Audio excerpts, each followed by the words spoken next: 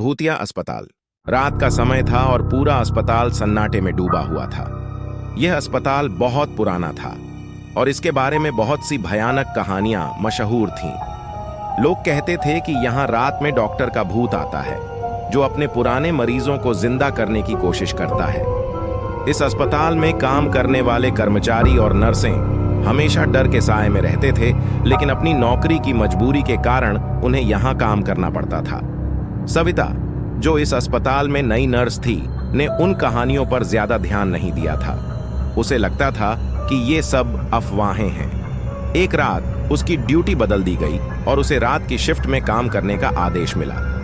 सविता थोड़ी चिंतित थी, लेकिन उसने सोचा कि यह मौका उसे साबित करने का है कि वह किसी भी परिस्थिति में काम कर सकती है। रात के 10 बजे सविता अस्पताल पहुंची।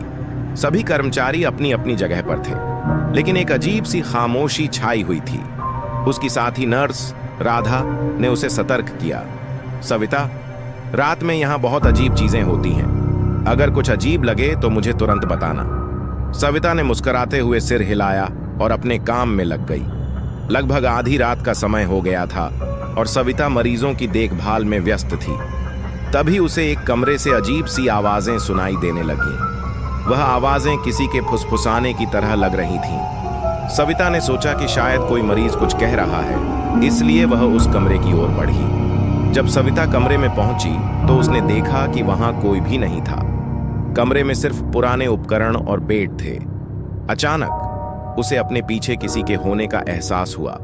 उसने मुड़कर देखा, लेकिन वहां कोई नहीं था। उसका दिल तेजी से धड़कने लगा, लेकिन उसने खुद को संभाला और सोचा कि शायद यह उसका भ्रम है। सविता वापस अपने काम में लग गई, लेकिन कुछ देर बाद फिर से उसे वही आवाजें सुनाई देने लगीं।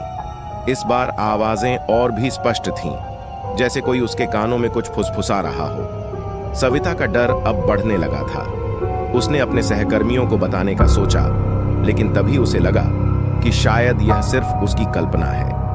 कुछ समय बाद सविता ने अस्पताल के एक कोने में एक साया देखा।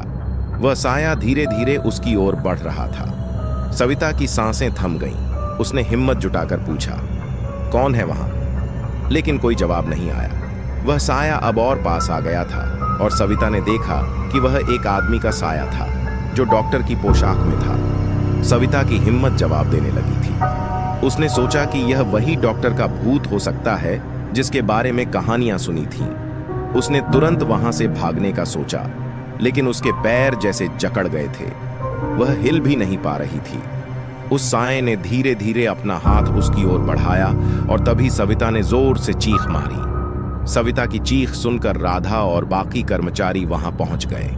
सविता ने उन्हें उस साये के बारे में बताया, लेकिन वहां कोई साया नहीं था। सबने उसे समझाया कि यह सिर्फ उसका भ्रम था और उसे आराम करने की सलाह दी। अगले दिन सविता ने अपनी नौकरी छोड़ने का फैसला किया। उसने महसूस किया कि उस अस्पताल में कुछ तो जरूर था जो सामान्य नहीं था। उसने वहां काम करना छोड़ दिया और दूसरे अस्पताल में नौकरी ढूंढ ली। सविता के जाने के बाद उस अस्पताल की कहानियां और भी ज्यादा डरावनी हो गईं। लोग कहते हैं कि सविता ने जो देखा था वह सच था। वह भूतिया डॉक्टर अब भी अपने मरीजों को जिंदा करने की कोशिश करता है और जो भी उसकी राह में आता है उसे अपनी दुनिया में खींच लेता है। आज भी उस अस्पताल में रात की शिफ्ट करने वाले कर्मचारी सविता की कहानी याद करते हैं और अपने दिल में एक खौफ महसूस करते हैं। भले ही वह सिर्फ एक रात की घटना थी, लेकिन सविता के लिए वह एक ऐसा अनुभव था जिसे वह कभी नहीं भुला पाई।